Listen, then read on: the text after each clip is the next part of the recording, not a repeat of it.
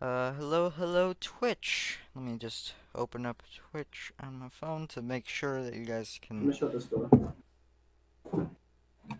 actually see what I see right now. Um,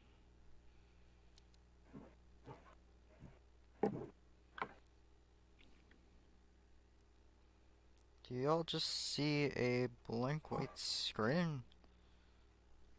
Uh, let's see here.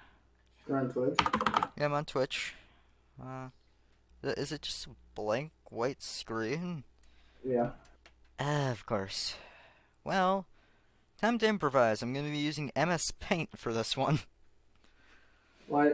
What do you mean?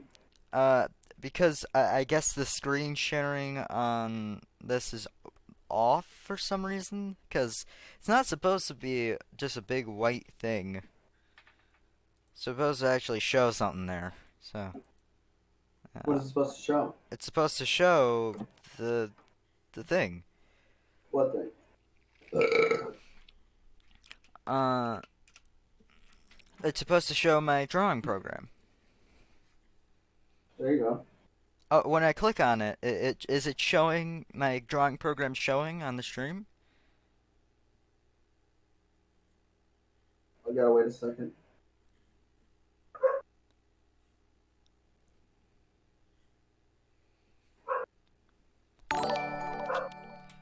I wonder if there's a I just got a Streamlabs notification. Let me pop that open. Uh, thank you Gaming Con for the follow, and thank you GW Smurf for the follow. Wow, 2 follows. Nice. Yeah, it's I'm not show. wondering. It's not showing the thing. So I'm gonna have to close out this program and open up MS Wait, Paint because it's hold the on. only other art program I have. Open up your Streamlabs. I have Streamlabs open. I don't see your Streamlabs. It's just a white screen for me. Like I should be able to see your Streamlabs. Oh wait, I have it on window capture.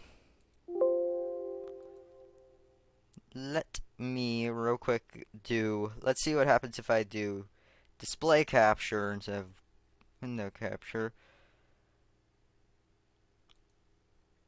Uh, Yeah, you're gonna want to do display. fit the screen. Swarm. Stretch screen. Do it on. With all that, and then window capture 3, I'm just going to remove. Hello?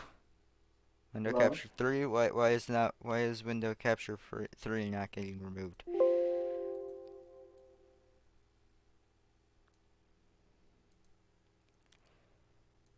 Okay. Well, I think I fixed that. So if I open up Krita, do you see the program now? Or is it still just a wait thing? Let me see.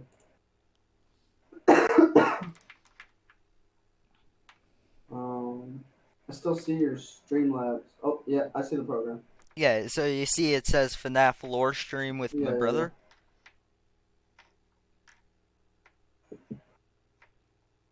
Alright. Alright, well, I guess we can kind of officially start. Hey guys, my name is Nathan, also known as Sharkface447, and, welcome to the stream. Today I'm joined by my brother. Say hello. Hello. And today I'm going to be trying to explain the story slash lore of the game series Five Nights at Freddy's. This is going to be an experience. So, yeah. John, do you know anything about Five Nights at Freddy's at all? No. Alright. Well, you're in for a treat. Alright. So, I guess we should start off. Go to the bottom corner here. Let's start off with FNAF 1. This is the FNAF 1 corner.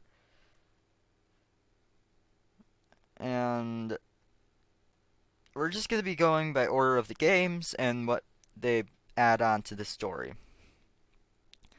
FNAF 1, it, honestly doesn't add that. It's the beginning of the game series, but there's not much story detail here. There are like a few things that like it does give like a little bit of information here and there through like newspaper and whatever. Like we know that this game takes place in 1990 something. Takes place in 1990. I don't remember the specific date. Uh, Back in 1987, there was a thing called the Bite of 87, where somebody's frontal lobe was bitten off by an animatronic, which is very dark. So in 1987 there was the bite, and in 1990 there was 1990 is when the game takes place. We also gain the information that at some point, five children went missing at the establishment. Went missing because the whole game takes place inside of a pizzeria.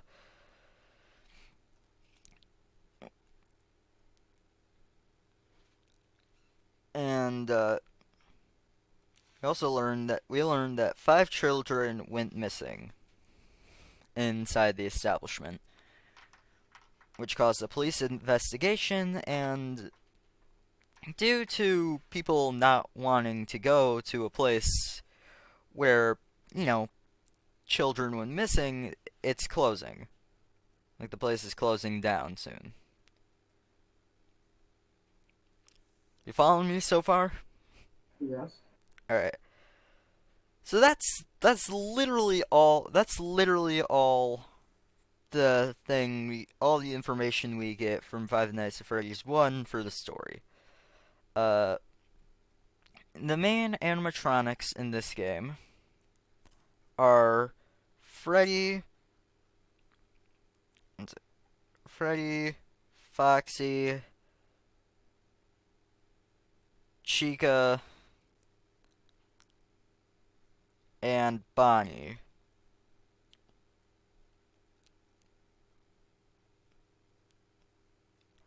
And there's also a secret fifth animatronic, Golden Freddy.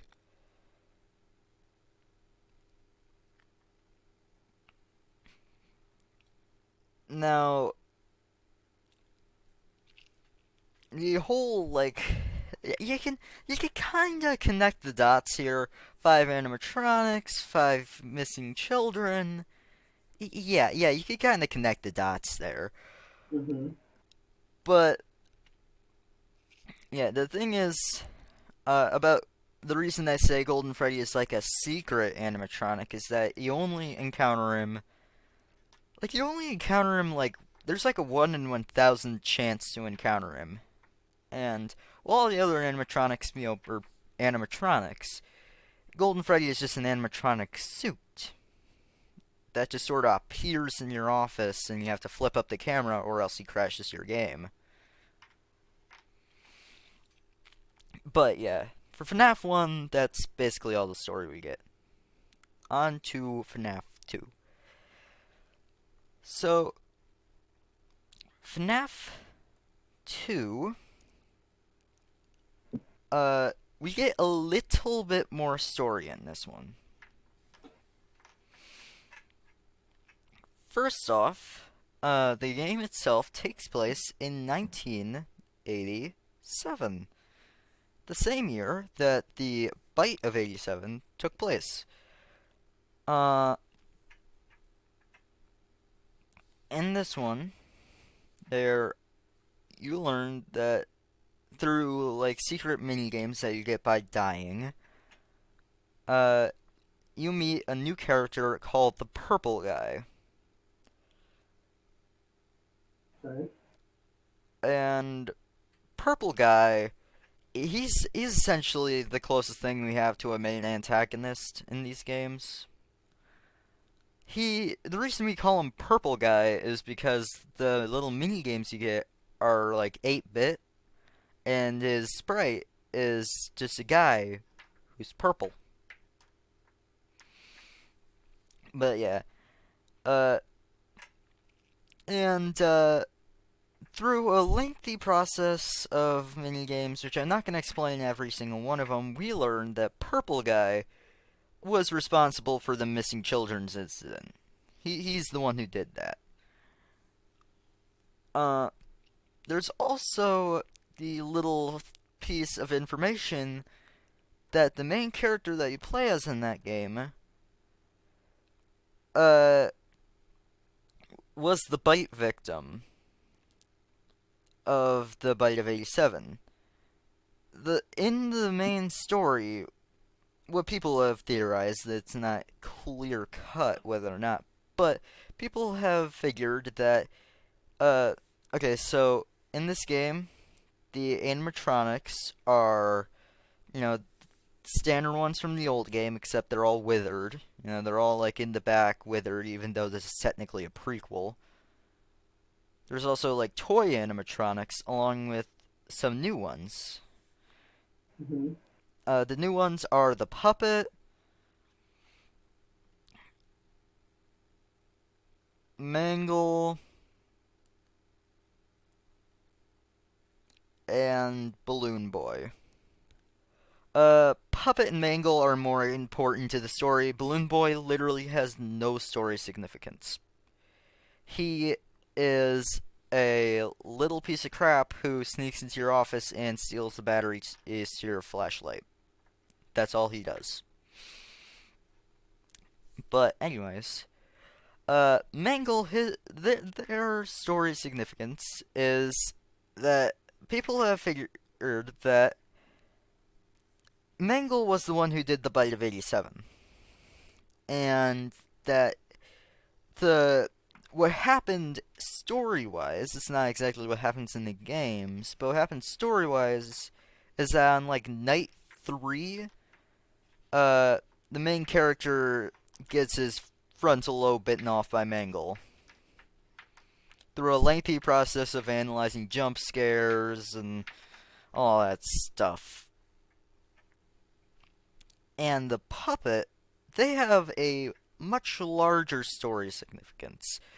So I'm gonna do my first of possibly many illustrations. There is a minigame which people have dubbed the Give Gifts, Give Life minigame. And you're playing as the puppet, who is a very noodly boy.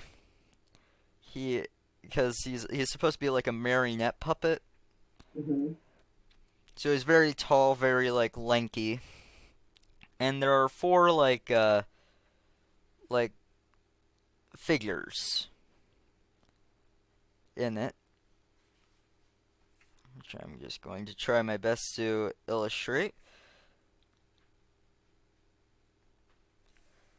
And what happens is that there's text on top of the screen that says give gifts. So what you do is you go over to each of the four figures and give them a gift box. You know, the little bow on top and everything. You ended each one of them. You just go over to them and it automatically just gives it to them. Pretty standard stuff. But Hmm. then, immediately after that, it teleports you back to the middle and it changes from give gifts to give life. So then you go over to each of the kids, these little kitty figures, and you give each of them, respectively, a Freddy, Bonnie, Chica, and Foxy mask.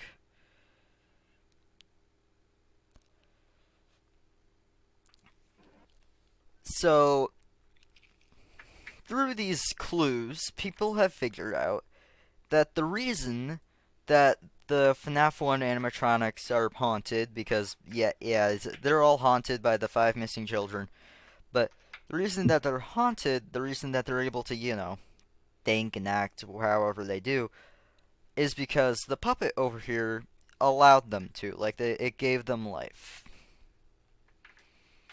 And also, on the very last frame, like right before, because at the end of the minigame, when you give the last kid the mask, you get jump scared by Golden Freddy. In the the last frame before the jump scare, a fifth figure appears in the middle. Like a fifth of the figures appears in the middle of the screen. So yeah, a little cliffhanger right there, which will get resolved all the way in FNAF 4. But yeah, that's the significance of of the puppet. Also, there was another minigame where in it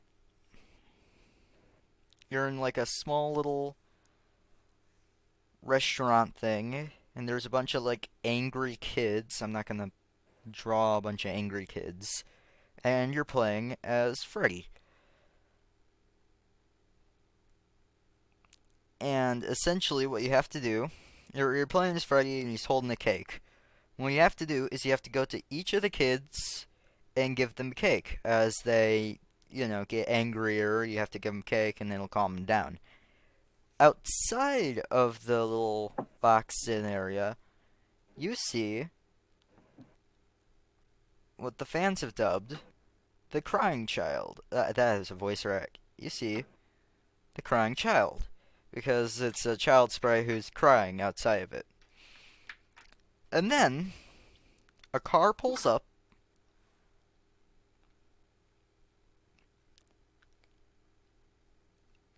Uh, and a purple sprite gets out of the car. The kid cries a lot more, and then he turns entirely gray. Figure gets back in the car and drives off. You can kind of connect the dots there as well. And I won't spoil who this is yet, but they also have a very big story significance there. But yeah, that is a lot more information from FNAF 2. Now we move on to FNAF 3, which I will give a tall box.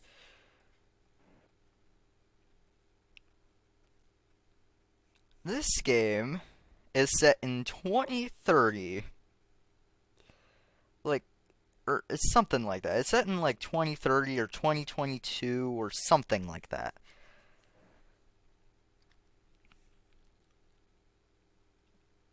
But essentially, this game, the main animation, there is no new animatronics.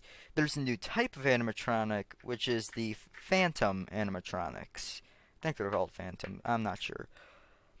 It's a bunch of the animatronics from the old games, but they're all like ghosts and whatever, and they actually can't kill you. They just jump scare you and disable something. Oh, and I should also mention something. Actually, I'll mention it when we get to a later game. So in this game, in FNAF 3, there is only one new animatronic. His name is Springtrap.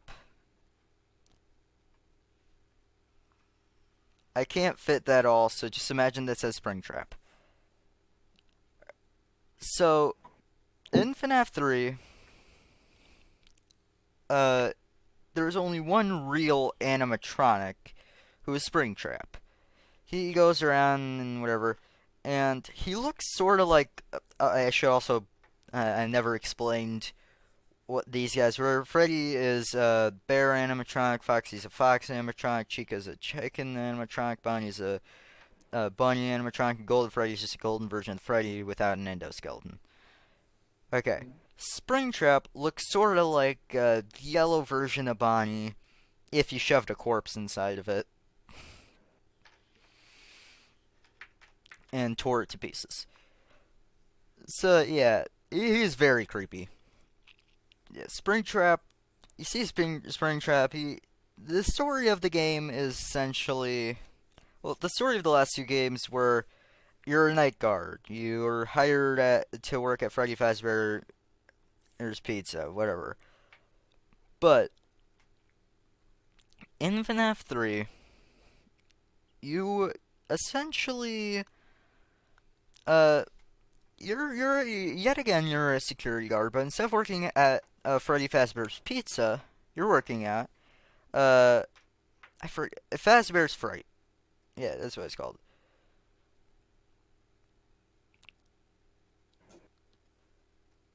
And essentially, Fazbear's Fright is like a horror attraction based on the rumors of the first two Five Nights at Freddy's locations. Yeah, I should also probably mention. I should have mentioned this in FNAF 2. There was yet another, like I think yet another five. I'm pretty sure there was yet another five missing children in Mm-hmm.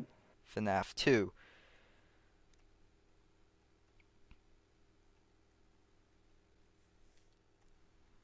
In FNAF 3, it is in Fazbear's Fright. And it's a horror attraction surrounding the rumors of FNAF 1 and 2, of the first of the events at Freddy Fazbear's Pizza. Uh, and in this, you learn a lot. You learn a lot. Uh, this is more of a. This is less of a showing what happened before and more showing what happened a little bit after.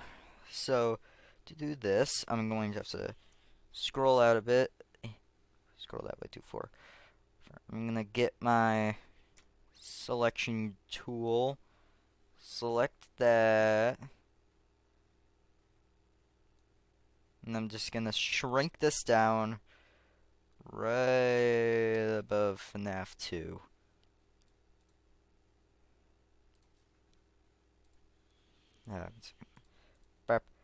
Okay, so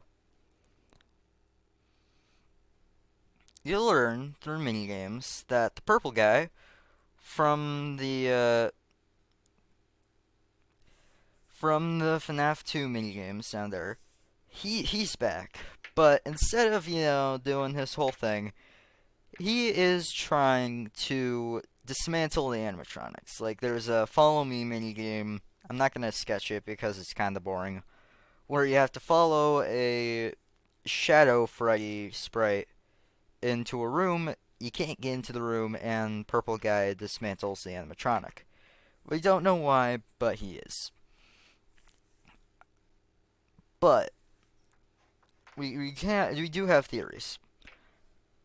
Uh, and the main theory is that he was afraid of the animatronics because they were possessed by missing children Mm-hmm. who were missing specifically because of him. So yeah, I'm trying not to activate Twitch's terms of service. Have you noticed? Yeah. So essentially,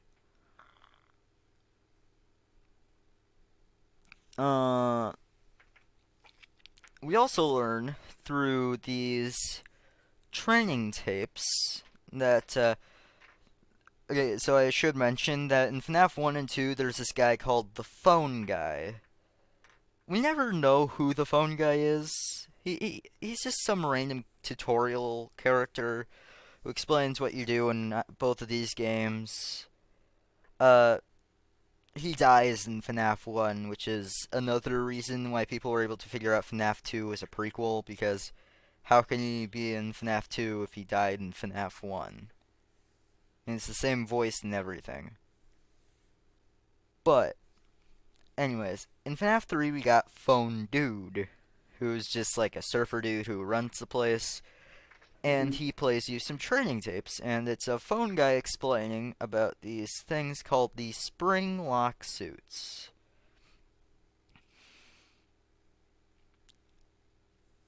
And uh,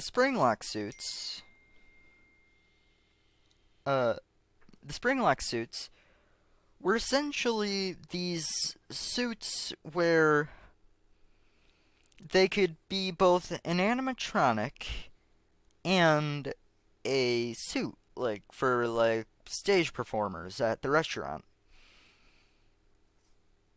So it'd be like you go in the suit and perform or whatever, and when you get out, you activate the spring locks. It closes in like because what the spring locks do is they hold back the hardware inside the suit, so you can go inside and use it, whatever. And then when you get out, you put it on, deactivate the spring locks. They all close violently, and yeah, they work as an animatronic. Now, there's only one flaw with the spring lock suits, and that is they're very, very susceptible to water.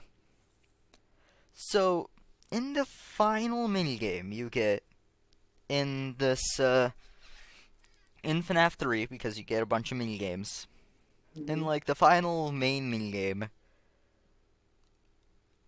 you are playing not as any of the animatronics or anything. You're playing as one of five like ghosts, whatever, and on the wall underneath a leaky ceiling there is a Bonnie suit, a yellow Bonnie suit.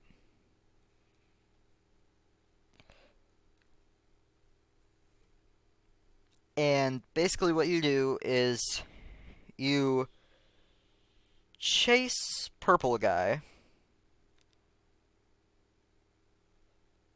into the suit. Let's try Purple Guy real quick. Chase Purple Guy into the suit. He gets in the suit to hide because, I don't know, reasons. But since, there was a leaky ceiling, well, he's inside the suit. The spring locks go off. And, he's essentially just fused with the suit now, and he dies. And that is why Springtrap exists. Springtrap was Purple Guy. Springtrap is Purple Guy. Which is a which is a pretty big reveal in that game. Because, I mean, the hints were there with it looking like essentially a broken down Bonnie suit with a corpse inside. And when I say with a corpse inside, like you see like a bit of like meat underneath the suit or whatever. Like it's really gross, really gross looking suit. But if you kind of squint, you can it kind of looks like there's a dead person inside there, and that's because there is. But yeah, that's Springtrap. That's his whole thing. We found out what happened to Purple Guy. Uh, yeah, that's the whole thing in FNAF 3. There are also a bunch of other mini games, which I'm not going to go and draw because it would be a big, big amount of a bunch of little drawings, which would take a while. But essentially, what those do is they establish two things. One, there was a location before the first two Freddy Fazbear's locations. Because at the end of FNAF 2, you get like a newspaper article which says that Freddy Fazbear's is that location that you were at was closing. And a new smaller location was going to be opening, which is the FNAF 1 location. There's at least one other location, but we'll get into that when we get to FNAF's sister location. In FNAF 3, you also find out that there was a location before those first three locations, which was called Fredbear's Family Diner.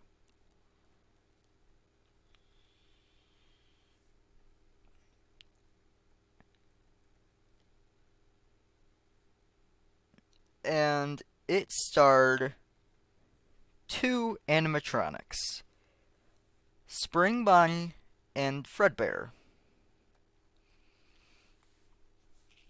And Fredbear, I should point out, looks suspiciously like Golden Freddy, except instead of having a black hat and tie, he has a purple black and tie. Not black and tie, hat and tie. Which is, like, very peculiar. The hat and tie difference, by the way, is never explained. Never. But yeah. That's essentially their deal. You also learn that because of what happened with this whole Springtrap situation, it was either that or another situation where someone's spring locks went off while they were inside the suit.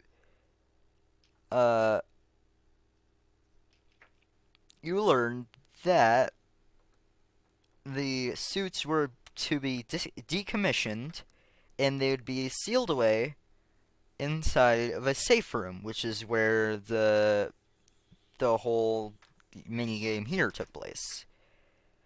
Which led to FNAF 3, where they said that they found an animatronic, which is Springtrap, sealed behind a wall in a Freddy Fazbear location, which was the what was it called? Which was one of the safe rooms that was sealed off. Are you still following me on this? Sort of. Alright.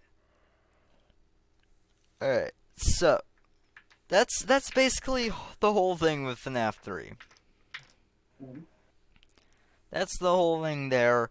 You do learn... Basically, you only really learn about Fredbear's Family Diner. But yeah.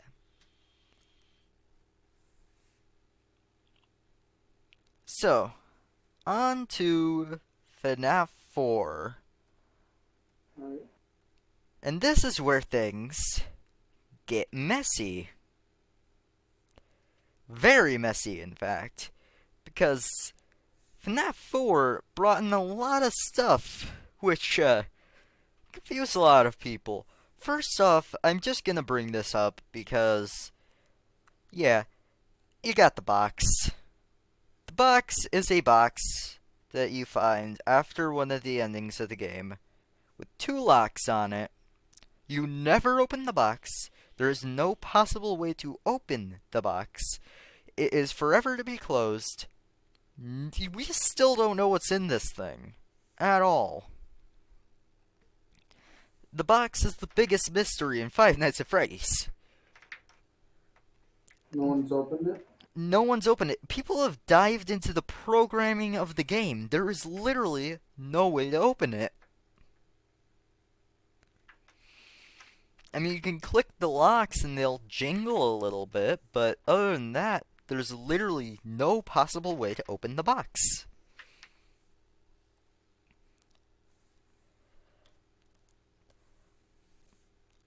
But yeah, I just had to get the box out of the way because I feel like if I left it out, someone, whoever would care, would get mad at me.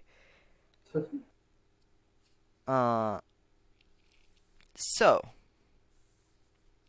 we got in this game through a very long process of pressing a button on a TV in a mini game, people figured out this game took place in 1983, taking place like the earliest in the timeline. In FNAF 4, we learn that uh FNAF 4 itself is the most different of the games, not taking place inside of an establishment. Like, you're not a security worker. In this game, you are a child. Specifically, okay, I should bring this up. There are technically two crying children, whatever. Because you have the one from the beginning, from Yeah, 2. we have the one from FNAF 2, but there is a separate one from FNAF 4. And we know they can't be the same because A, the time gap, and B, spoiler alert, they both die.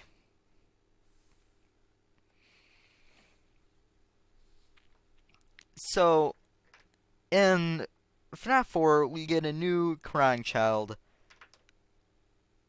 who we still don't know the name of. We just call him the crying child.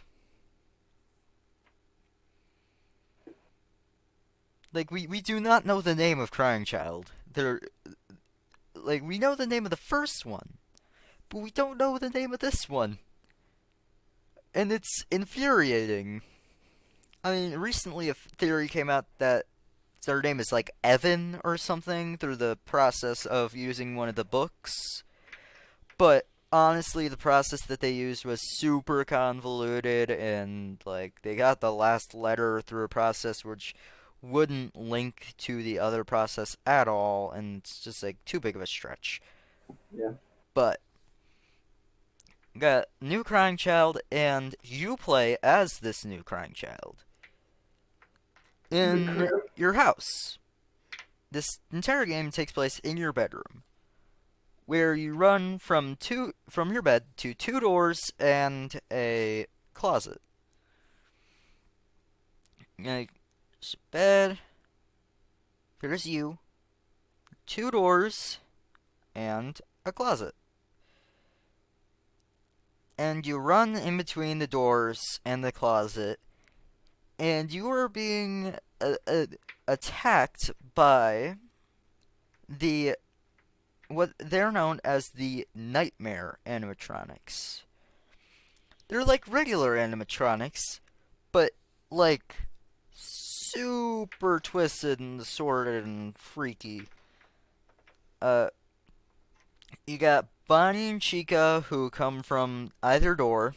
We got Freddy, who attacks from the bed by sending out after little Freddys, who appear on the bed, and you have to flash them with your flashlight. And we got Foxy, who is in the closet. But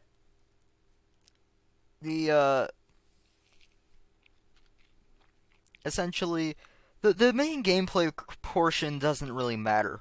But thing is though, there are two possibilities of what's actually happening. Because these animatronics don't actually exist. The nightmare animatronics do not exist. They are figments of your imagination. So there are two theories for this, which I need to discuss both because, yeah. Theory number one,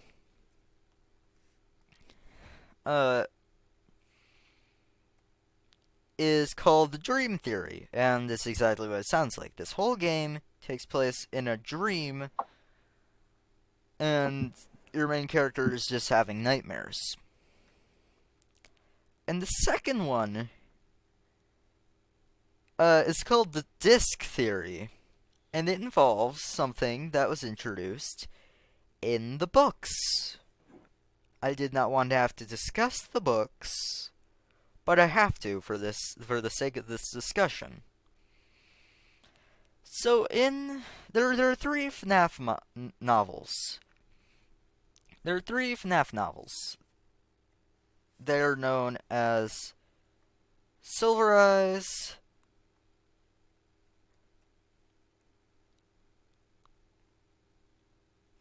uh, I forget what the second one is called, and the fourth closet. Oh no, the second one is called The Twisted Ones.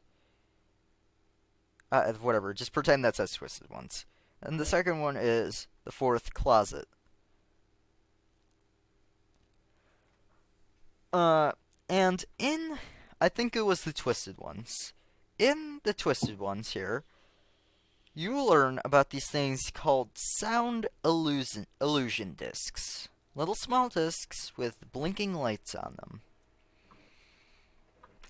And they can make you see illusions through sounds. And the theory is that the kid's father, who I won't spoil who it is yet, the kid's father is trying to scare him away from going to Freddy Fazbear's Pizza by using sound illusion discs to give him living nightmares of the animatronics from the location. Now, I'm not gonna. Either of these games could be true, but I honestly don't wanna choose one because they both are kinda iffy. They both have their problems. And even then, again, this hypothetical person would probably be mad at me if I said I am impartial to one of the theories. But yeah, those are the two main theories for what's actually happening in the gameplay portion of it. Alright. So now on to the. I'm just gonna erase this horrible drawing of the box.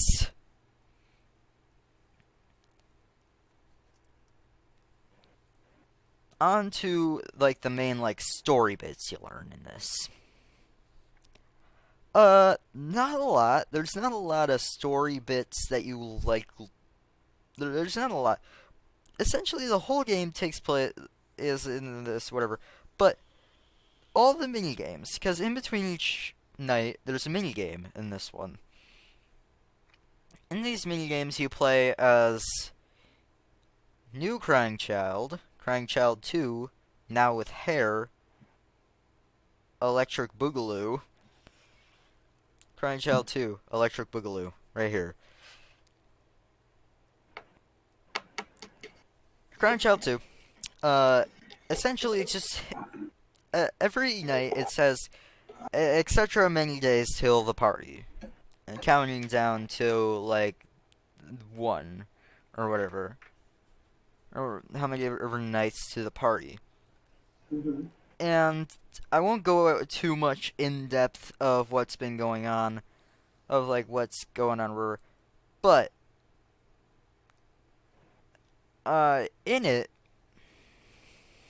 in like the final, in the ones, this little kid, he is constantly. I'm gonna give him a striped shirt. He is constantly tormented by his older brother. This one dude, this one like teenager dude, in a Foxy mask that he probably bought at Walmart or something.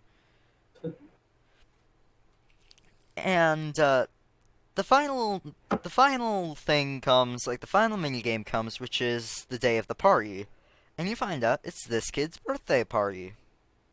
And how does Mr. Foxy Mask help him celebrate? By getting his friends to pick him up and shove him in the mouth of Fredbear.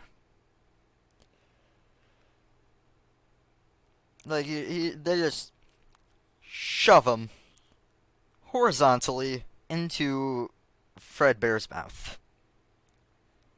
Who he has also been terrified of the entire game. He has been terrified of Fredbear and Spring Bonnie and all these guys. And these guys just pick him up and shove him in his mouth. And again, we should point out, this is back before the whole spring trap thing happened. So this was a spring suit. This is a spring lock suit. And the kid is crying a lot, which caused spring locks to go off. And thus, that has been labeled as the bite of 83.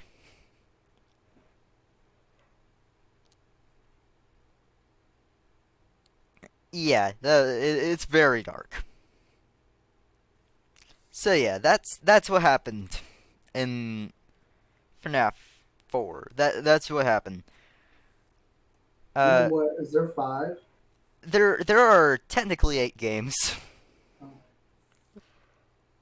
We're there are a couple different. There's like smaller games or whatever. But yeah, on to the fifth in the series. I am just gonna start a new layer for this one. Create a new layer.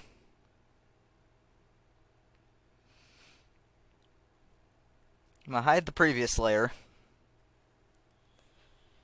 Zoom out a bit. Zoom in. Still got our Freddy guy up here.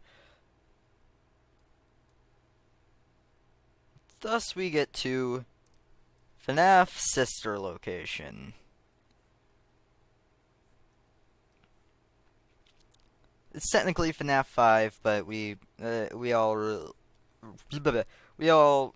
really I cannot speak. It's technically called FNAF sister location, but we all call it FNAF 5 because that's what it is. It's the 5th in the series. It's the 5th game in the main story. There's also FNAF World, but all FNAF World does is introduce a character. Actually, I should give it its own little box up here. We also get FNAF World. It introduces 2 characters. The main animatronic in this one, whose name is Baby. And instead of being an anthropomorphic animal, they look like a clown. And Henry, who was in the books. And Henry is the guy who made the animatronics.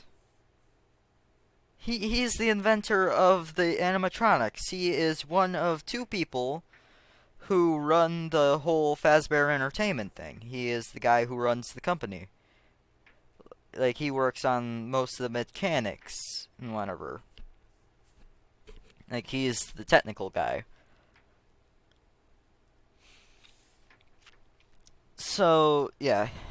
And in sister location, we're also introduced to the other guy, who's the business guy. They both know about robotics and whatever, but we're introduced to the second guy, who is called William Afton. Oh boy, the Afton family. William Afton is also, it was established in like the first book, William Afton is also, drumroll please, the purple guy.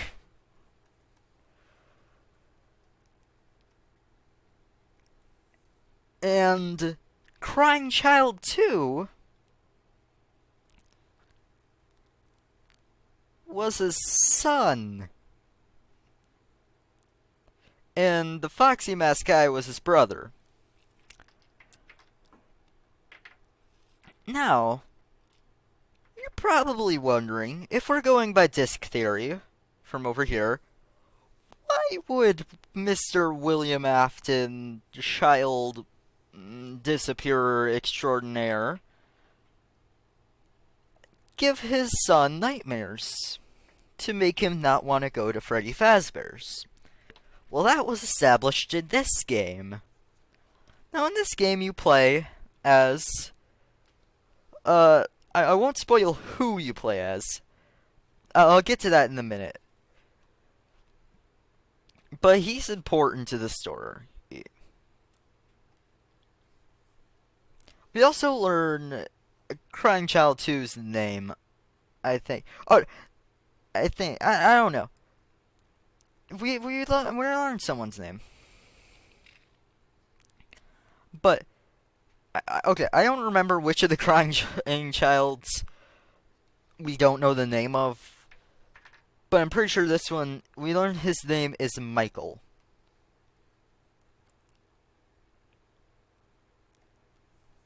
His name's Michael, but yeah, and we learn his brother is I forget what his brother's name is, but in oh, I should also point out at the end of FNAF 3, the place you were working at in that, it burned down at the end of the game. Like the place burned down, but you see that Springtrap escaped. So yeah, in this game, you meet your main animatronics, whatever, but you also learn that baby over here, I wow, I am not good at drawing. Uh, okay, so I'm gonna have to get into some stuff. So William Afton over here, he had 3 children. He had his first son, mm, Foxy Mask guy, who's from FNAF 4, whose name we do not know. We got Crying Child 2, Michael,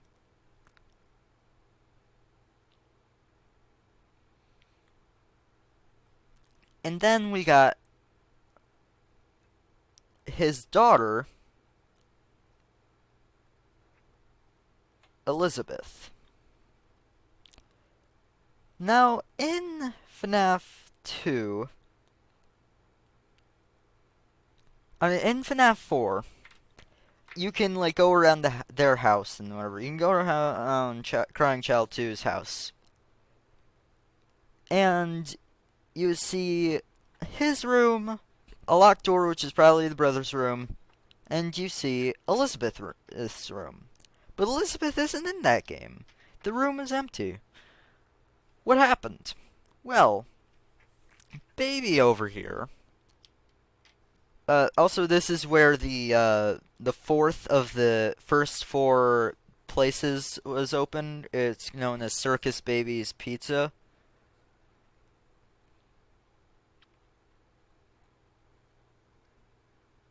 Right now.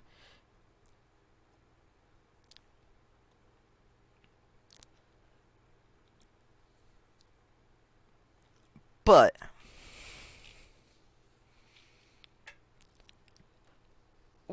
we learn that in this game, Baby uh and a couple of the other animatronics have like a hollowed out like stomach chest area for so they can just sort of yoink kids.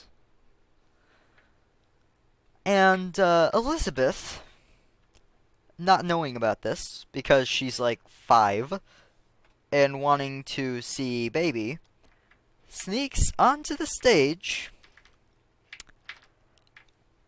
and kinda gets,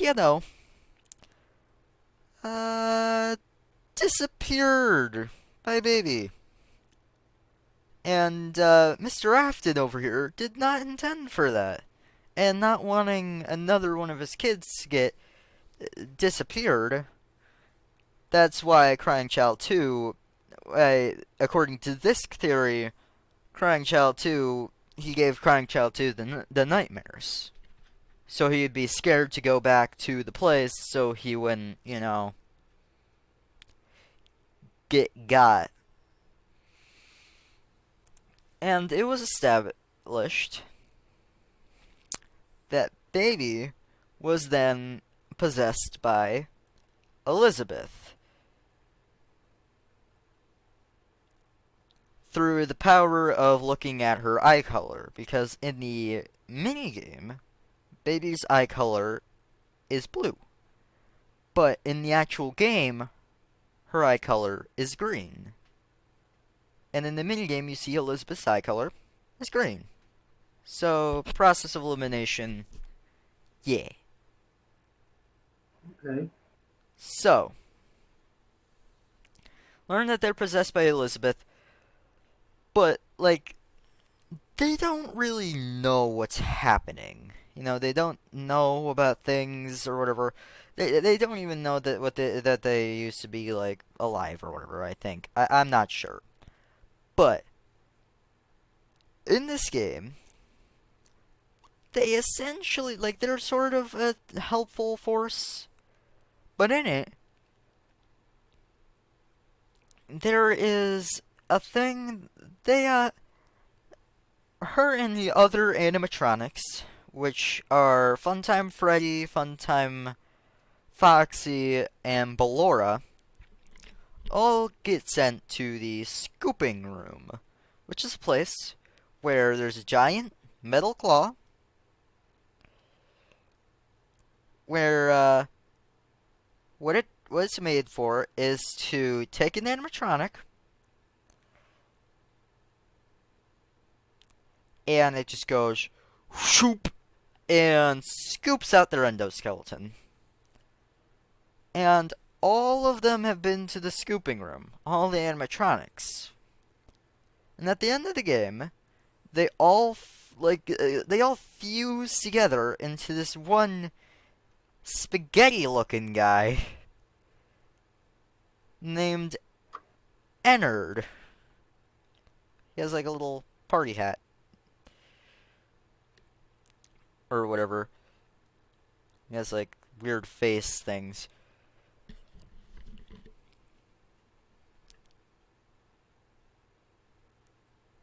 And they all fuse together into Ennard. He has like a little eye hanging out or whatever. And what happens at the end of the game,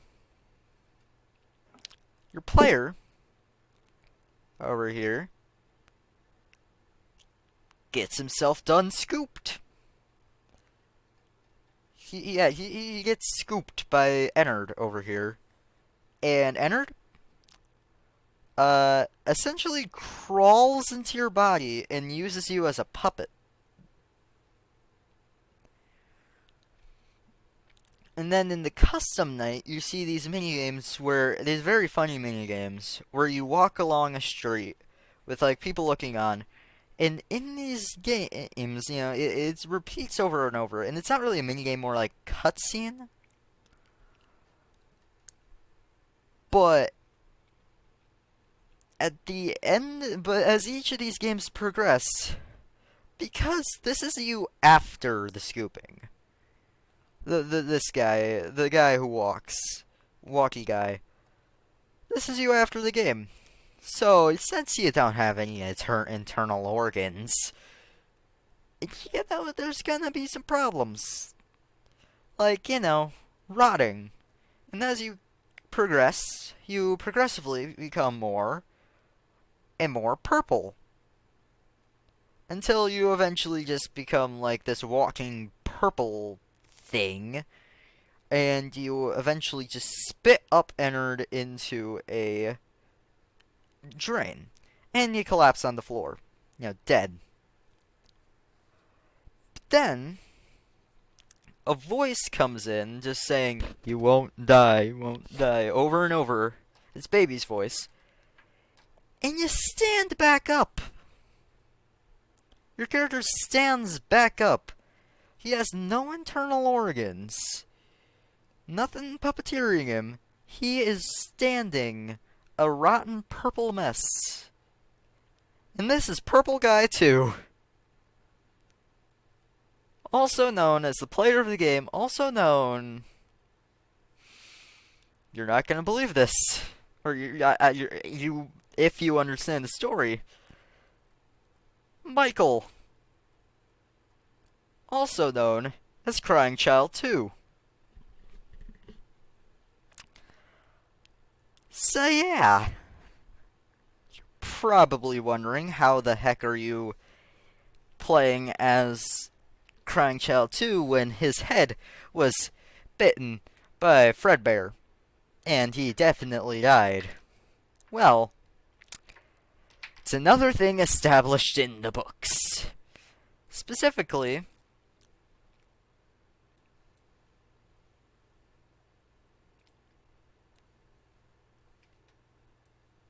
uh, wait, did I put that? Oh yeah. Wait, what? Where, where did they go? Did I erase them or something? Oh no, I put them down here.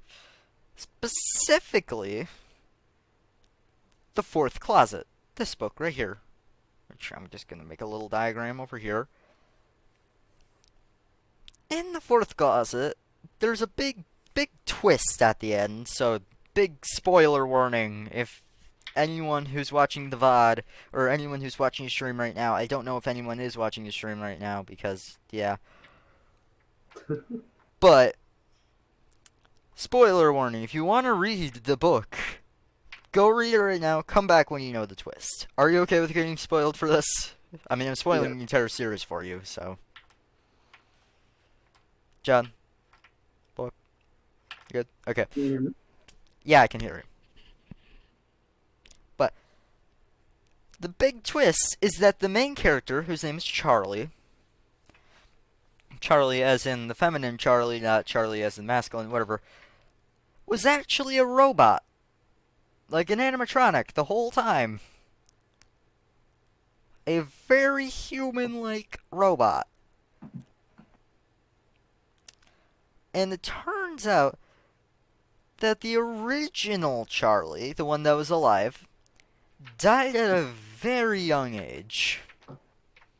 So her father, Henry, you know, the guy who was established to have created all the animatronics, gets the bright idea of creating 4 animatronics in a series that believe they are Charlie. And the whole premise of the book is that there are 4 closets, each representing a different one of the 4 ones. There is infant, child, teen, adult. So they would be able to grow up and they would like implant the memories from each one of those in succession.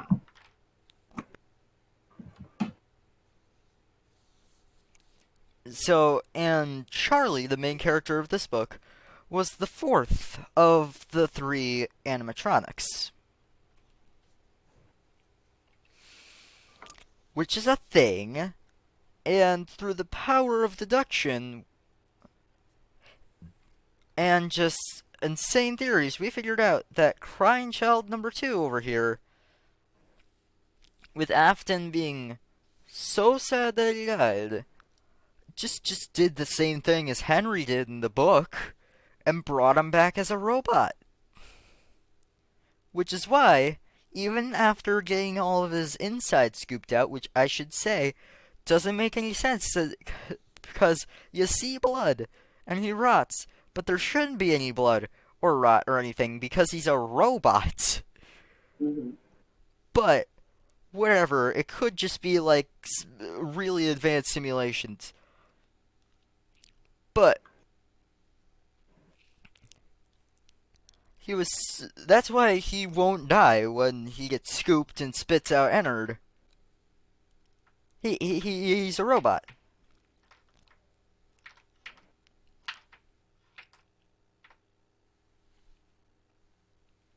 So yeah, that's sister location. Uh, I like how everything links together. yeah, it's all links together. It's really cool. But anyways, on to the next game, which is, let me just sit back up, which is FNAF Pizzeria Simulator.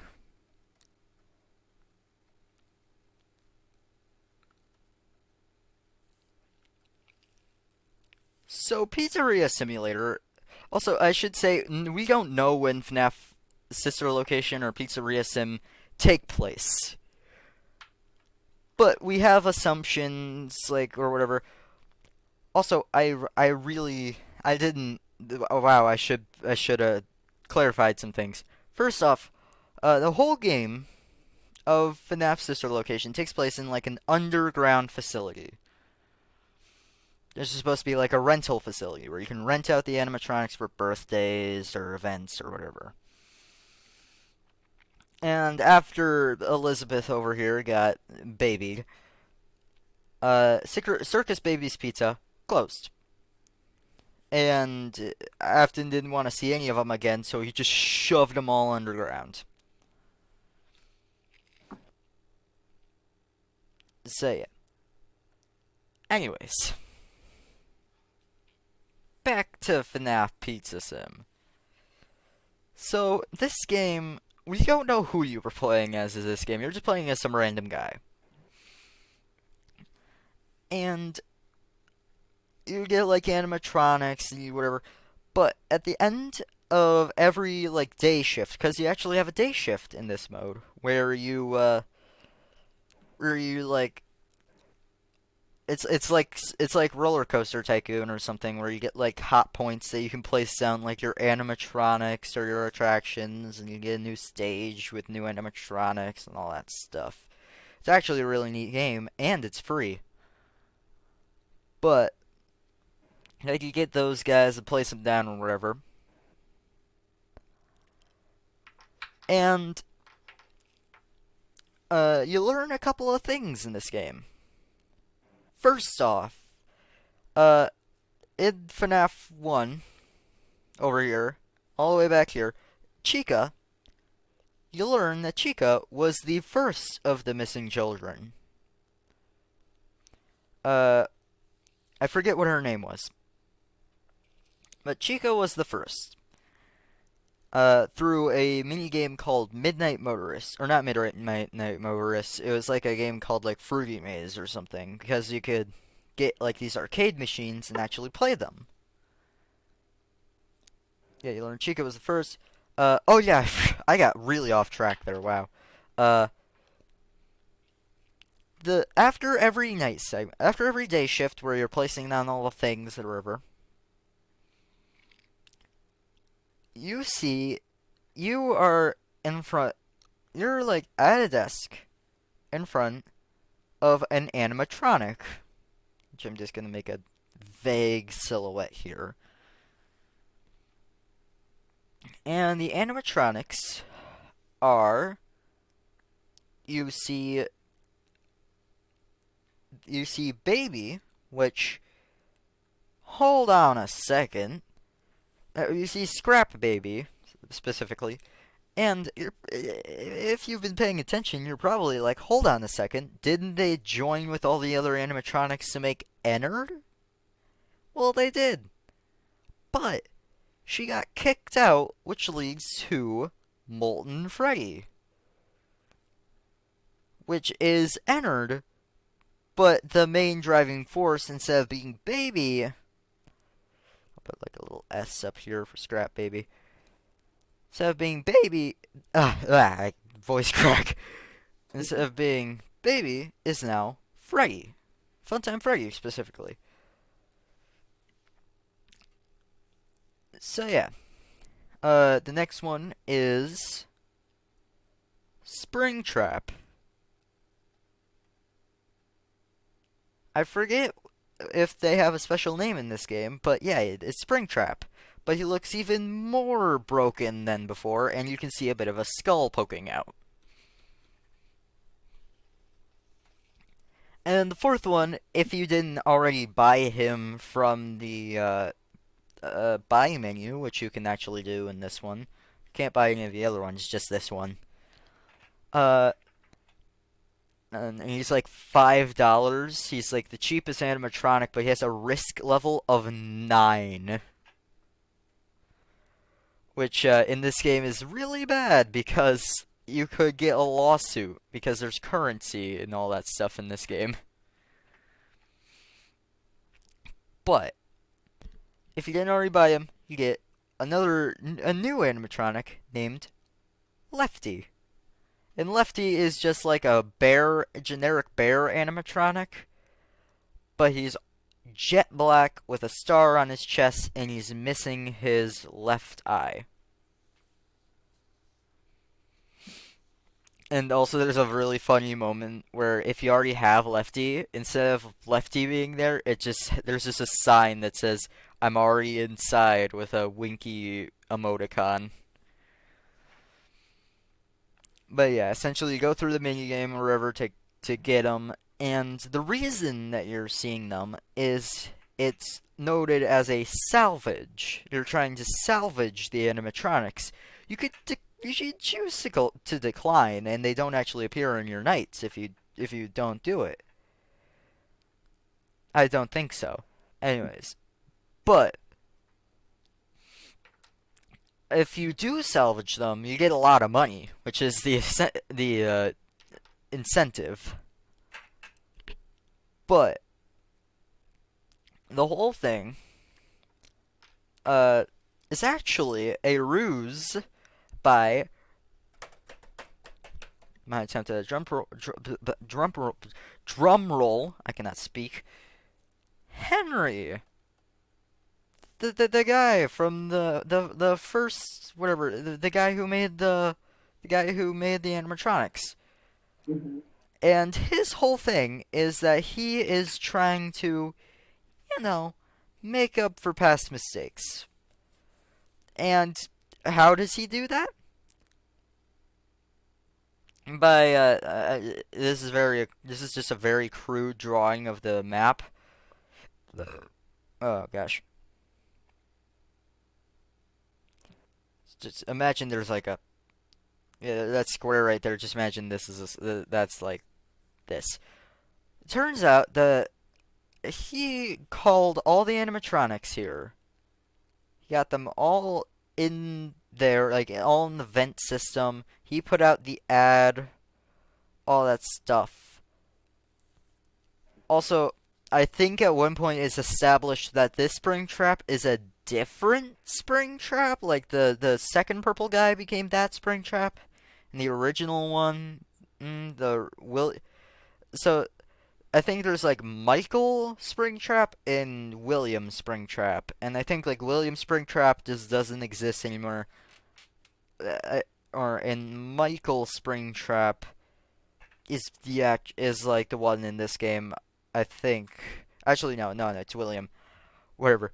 Anyways, I'm getting really off topic.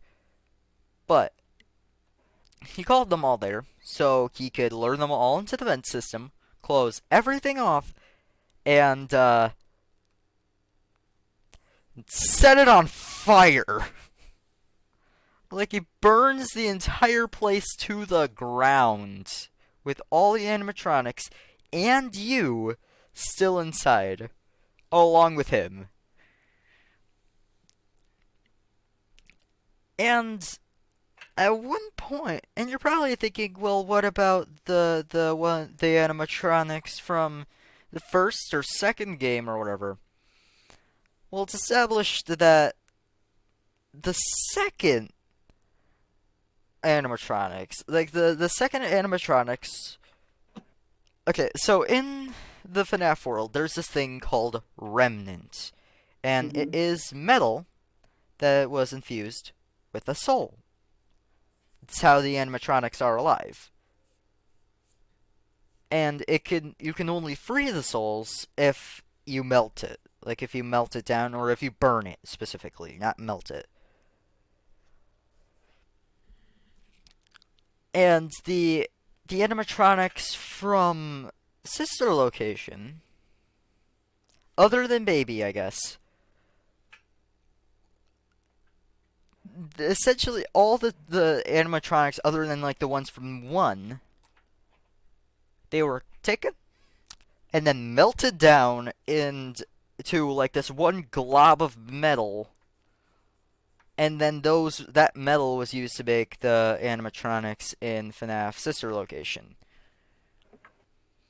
So it's just a big mess of souls and whatever.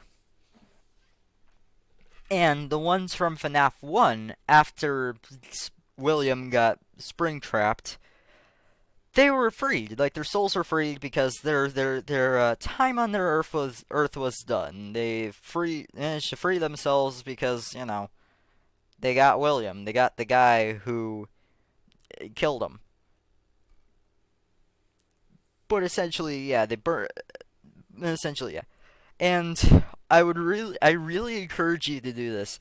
Look up the final monologue of FNAF 6, because this is technically FNAF 6. Look up the final monologue. It's like the cutscene that plays when the place is burning down. And it is just so freaking cool. It is an awesome scene.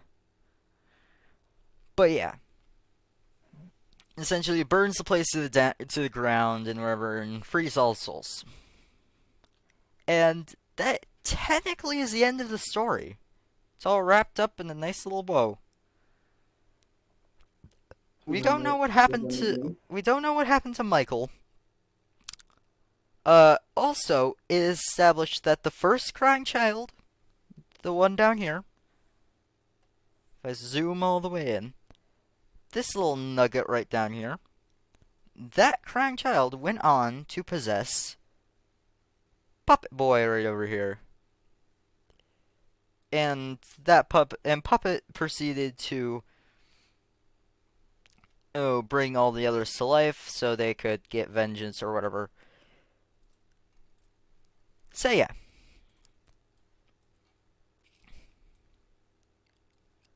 And that's basically Pizzeria Sim. There's one more game, but this game is not as... There are two more games in the series.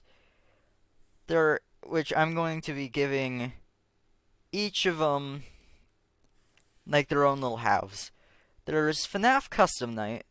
There's FNAF Ultimate Custom Night, which I'll just label as FNAF UC.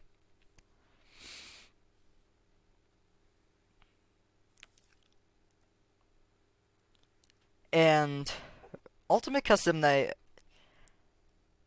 we don't really learn too much from this. I'm going to be explaining some like little loose ends and whatever in here though. So, first off, the whole game has been figured. You remember Golden Freddy all the Yeah. way from FNAF 1? Mm-hmm. Golden Freddy, Golden Freddy has been found to be possessed by two spirits. Not just one. One named Cassidy, and another whose name I forget. This other one, I'm pretty sure, is the one crying child who people theorize is named Evan. This is the one that people think is named Evan.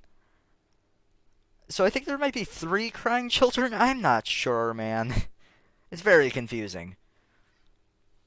But I know there's a crying child who we don't know the name of, but people theorize is Evan, but the theory doesn't really stand up that well.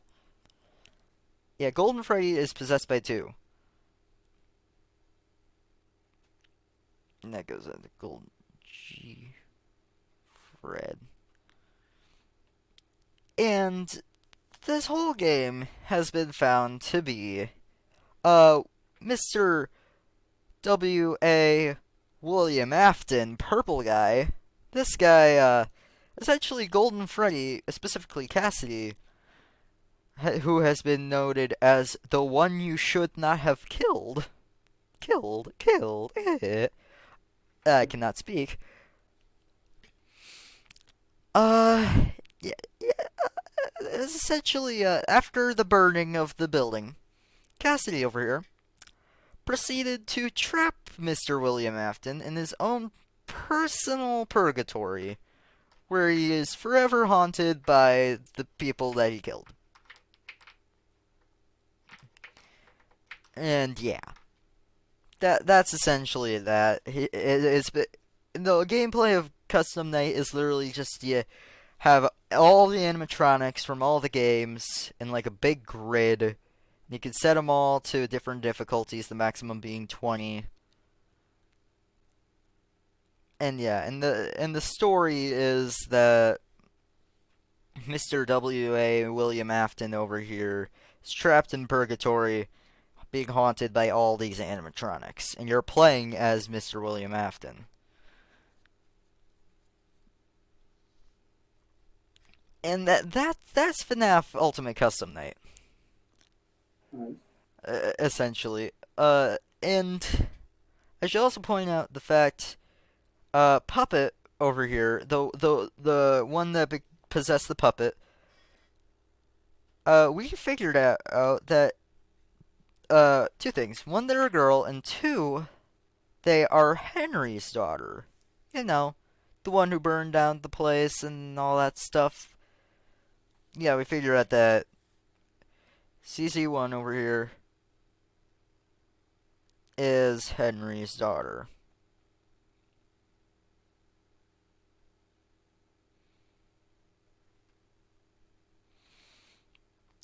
So yeah. Have I lost you at this point, or are you still like holding on a little I bit? think I still have it. Yeah. All right. And the second of these two games is this what has been noted as the start of the new story. Because the FNAF Ultimate Custom Night uh and FNAF what was it? Pizza Sim.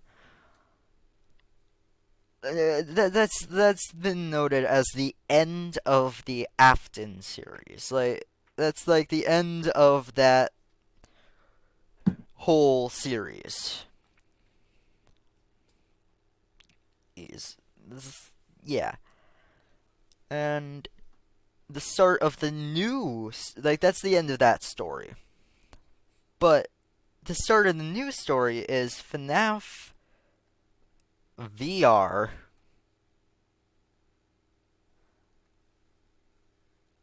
and essentially you're playing as someone who just got the game because in the game itself is like a game in the story. You're playing as someone playing a game. And the whole story of this is essentially uh the game's code was corrupted by this very specific, totally not Springtrap looking dude, which people have called glitch trap. Glitch trap. It's just some distorted like spring Bonnie suit, which is all glitchy or whatever, and it's been infected like a virus. Mhm. And there's like a bunch of stuff, but at the very end of the game, at the end of the story, because you're collecting tapes of a beta tester of the game, like they're collecting audio recordings in the form of glitched tapes around the place. We learn that uh that you have to do like this whole reset thing, but the tapes are out of order. Like you figure out a bunch of stuff about glitch trap and a bunch of experiences, like how another beta tester, also named William, totally Mhm. no relation to other William who's currently in purgatory, got his face cut off by a paper guillotine because he went insane while playing the game. And it's been theorized that this guy over here is William. And in the game itself's story is acknowledging that all the other games before it are games made by a dude, made by just some dude. And this is Yeah, like an alternate universe. And back then, and like those are all just based off of rumors about an old pizzeria.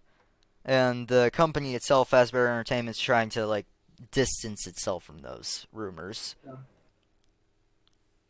But yeah, essentially at the end of the game, it doesn't go well for you. So you're like in the VR headset, right? Uh, Yeah. essentially, your character in the game gets possessed by Glitch Trap through the power of digital stuff, whatever. And essentially that leads to like the what has been known as what the fans have dubbed as the cult of Springtrap. Basically a bunch of dudes possessed or taken control of by a Springtrap. And it's been theorized that you have to go and free them all in another game or something like that. But uh there's an in the Halloween update, we get another little bit of story. Another character known as Vanny,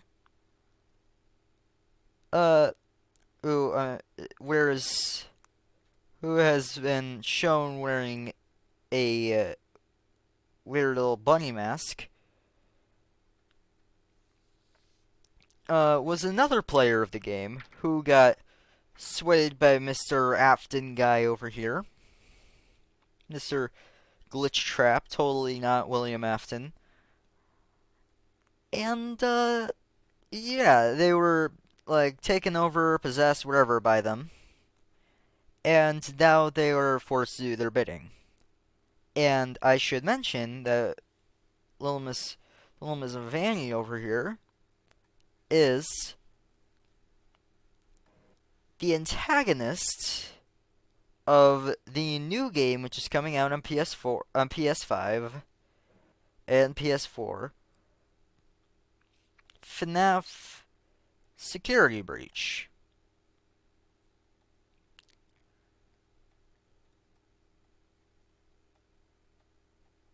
So yeah, Vanny is the main villain of this new game that's coming out. Yeah, that's essentially all the story we have so far. Nice. Yeah. So now if I'm just gonna resize all the layers so they can fit in a small grid.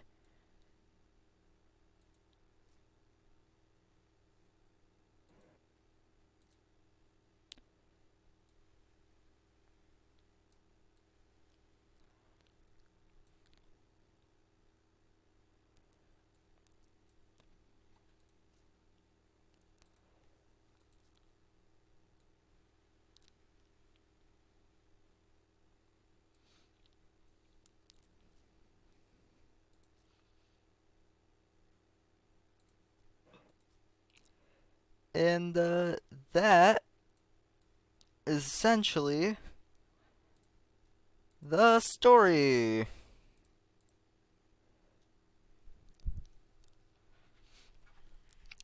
That is the story of all the games right there.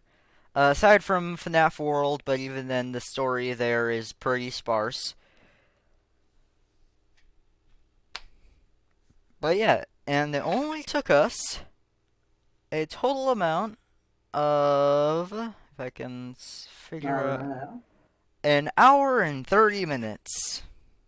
Not bad. Not bad. And yeah, that is the full story.